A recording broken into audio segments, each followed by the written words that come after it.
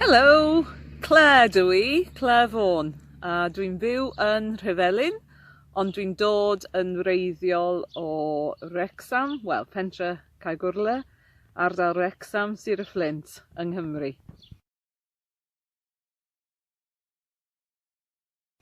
Dwi wedi bod yn byw yn yr Ariannin ers 15 o flynyddoedd. A pam nes i aros yma? Wel, i ddechrau, nes i syrthio mewn cariad efo'r lle, a wedyn nes i syrthio mewn cariad efo un o'r trigolion. Felly nes i briodi a dwi wedi aros yma.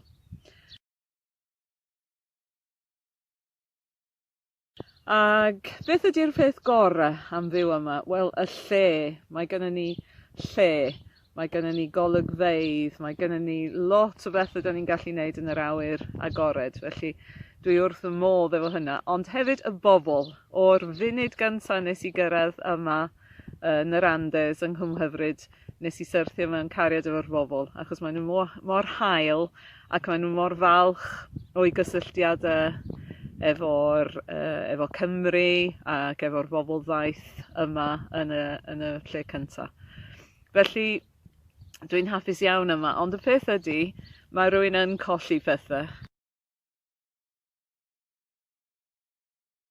Ac wrth gwrs, mae Nadolig yn yr haul yn swnio'n ffantastig, ond dydy hi ddim yn teimlo fel Nadolig go iawn, chwaith. Mae angen ychydig bach o urni a'r bwyd trwm dyn ni'n bwyta. Ac wrth gwrs, teulu a ffrindiau, does dim byd yn gallu cymryd eu lle nhw. Ac eleni, byddai yma a byddai ddim yn gallu teithio draw. Felly dwi'n anfon cofio'n llu at bob un ohonoch chi sy'n nabod fi, at y teulu, at y ffrindiau, a gobeithio gewch chi Nadolig llawen a blwyddyn newydd dda. Gobeithio fydd 2021 llawer gwell i bob un ohono ni. Fel maen nhw'n dweud yma, beso.